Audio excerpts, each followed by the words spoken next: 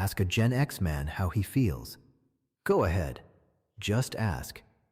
You'll probably get a shrug, maybe a dry joke, maybe complete silence, the kind that fills a room and says nothing at all. But watch that same man in a kitchen. Suddenly, everything changes.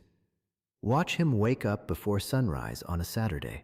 Watch him move quietly through a house still asleep, pulling out cast iron, checking on dough he left overnight, adjusting the heat like he's been thinking about this moment since he closed his eyes. There's no audience, no applause, no recognition waiting on the other end. Just effort, just precision, just a kind of love that never once learned how to introduce itself. Because for a generation of men who grew up being told that feelings were weakness, cooking became a language they were never formally taught, but somehow already knew how to speak. A Gen X father may never sit his kid down and say, "I'm proud of everything you've become," but he'll remember, without being asked, exactly how his daughter takes her eggs.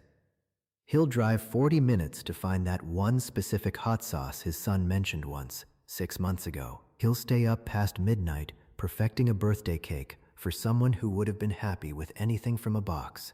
The emotion is there. It has always been there. It just arrives at the table instead of in conversation. And honestly, psychologically, that makes complete sense. Generation X grew up in a culture where emotional restraint wasn't just common, it was rewarded.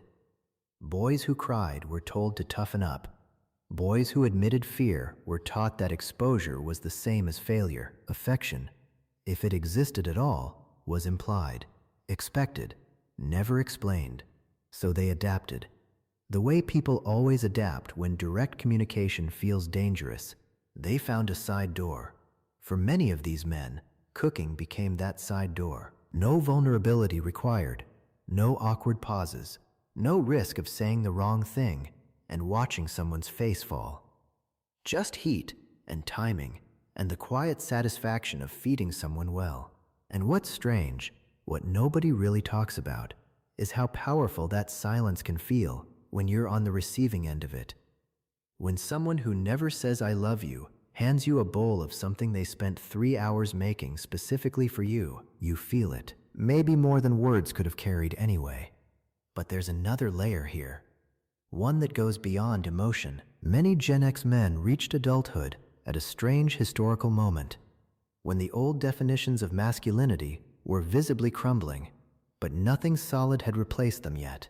Industries were changing. Job security was becoming a myth. The strong, stoic provider, the only model most of them had ever been handed, was starting to look more like a relic than a blueprint. So a lot of men from this generation went searching for something they could actually hold on to. Something real, something measurable. And cooking gave them exactly that. Not theoretical success, not performance metrics or approval ratings or likes on a screen. Real success, immediate, undeniable. A sauce that thickens right. A crust that shatters on contact. Pasta pulled at exactly the right second. You can feel when it's right, and you can feel when you've gotten better than you were last time. In a world where so much felt unstable and abstract, mastery over something tangible became almost sacred. You earn respect without demanding attention. You grow without anyone needing to validate the growth. And at the end of it, people gather. They slow down. They look up from their phones. They stay at the table longer than they planned. That means something to a generation that often feels like the world is moving too fast to catch. Because that's the other thing about Gen X men that doesn't get said enough. They exist in a genuinely strange emotional space right now. Old enough to remember the world before the internet made everything loud and disposable. Young enough to be fully expected to adapt to a digital life they never asked for. They remember when a Saturday meant being somewhere, not broadcasting it. When a meal meant sitting down, not photographing it. When connection meant presence, not followers. And somewhere along the way, many of them quietly retreated into the physical. Vinyl records, gardening, woodworking, grilling, cooking. Not as nostalgia exactly, More like resistance, a refusal to let everything become performance, a hunger for things that feel real under their hands. The kitchen becomes almost symbolic in this context, one of the last places in modern life that genuinely slows time down, where the phone stays face down on the counter, where multitasking has natural limits, because if you stop paying attention, something burns, where the feedback is immediate, honest, and entirely disconnected from anyone's opinion online. For a man carrying the weight of a world that never stops demanding, that kitchen can feel like the one place he's actually allowed to breathe. And maybe this is the hidden psychology that nobody says out loud. Cooking gives these men permission to be emotionally present, without ever having to feel emotionally exposed, because exposure is the thing their generation was never trained to handle. So instead of saying, "I need peace," they slow cook brisket for 8 hours. Instead of saying, "I miss when life felt simpler," they recreate a recipe from memory, their mother's, their grandmother's, someone's kitchen from 30 years ago that still lives in their hands. Instead of saying, "I want connection," they quietly text, "Come over, I'm cooking." The kitchen becomes translation, emotion in motion, care made edible. And here's what's worth noticing. Many Gen X men don't become less serious about cooking as they age. They become more serious. As the noise of early career pressure fades, as kids grow older and houses get quieter, cooking doesn't shrink, it expands. Some go deep into technique. Others become obsessed with regional cuisines, fermentation, wood-fired methods, heritage grains, handmade pasta. On the surface, it looks like a hobby finding its full form. But underneath, if you look closely, it's mastery mixing with memory. It's a man building a record of the things that mattered.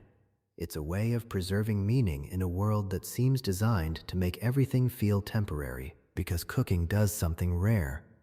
It forces presence. You cannot rush a braise. You cannot speed up caramelization. You cannot fake patience with dough. For a generation raised under relentless pressure to produce, to perform, to provide without complaint, that enforced slowness can feel like medicine. And maybe that's why these men seem most like themselves in the kitchen.